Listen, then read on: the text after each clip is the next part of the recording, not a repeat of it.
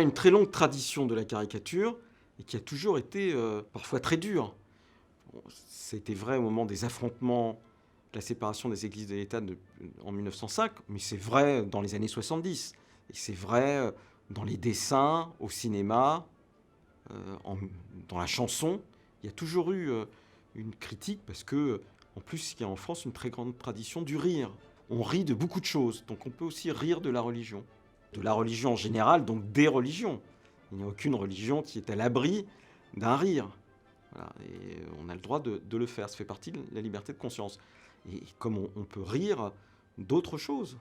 Voilà. De ce point, il faut bien comprendre que c'est l'égalité de traitement. On traite les opinions religieuses comme on traite les autres opinions. Et il n'y a pas cette idée qu'elles seraient plus sacrées que les autres et que du coup, on n'aurait pas le droit de les critiquer. On a le droit de les critiquer comme on a le droit d'en changer. En France, on a le droit d'être croyant, on a le droit de ne pas croire et on a le droit de changer de religion. Et ça se fait tous les jours. C'est un des pays où on peut faire ça. Il y a des tas de pays au monde où on considère que quand vous êtes né dans une religion, parce que vos parents appartenaient à cette religion, vous n'avez pas le droit d'en changer. Et vous pouvez risquer la mort si vous en changez. En France, on a le droit, parce que c'est la liberté de conscience qui est individuelle. Depuis la Révolution française, depuis la Déclaration des droits de l'homme et du citoyen, c'est chacun a le droit à la liberté de conscience et libre de ses opinions, même religieuses.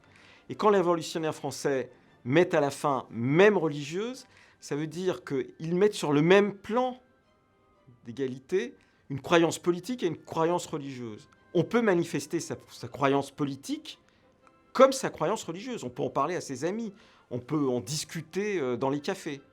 On ne peut pas, comme une croyance politique ou comme une croyance religieuse, considérer que sa croyance est supérieure à un moment donné au droit en vigueur. Et vous ne pouvez pas dire, par exemple, quand vous avez une croyance politique, ben moi, mon idée politique, c'est celle-là, ce qu'a voté le Parlement, je m'en moque. Et c'est pareil pour la religion. Donc, il y a égalité de traitement des croyances. Il n'y a pas l'idée que la croyance religieuse devrait avoir un traitement particulier par rapport à d'autres croyances.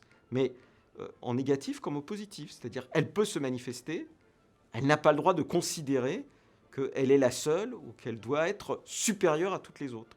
La France est critiquée dans les pays où justement il n'y a pas liberté de conscience et égalité de traitement entre les différentes religions.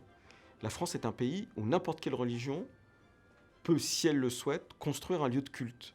Et c'est une démarche privée. Dans la plupart des pays, et en particulier dans le monde arabo-musulman, on ne peut pas, par exemple, ouvrir un lieu de culte qui ne soit pas musulman sans avoir une autorisation explicite de l'État, et qui est très souvent difficilement accordée.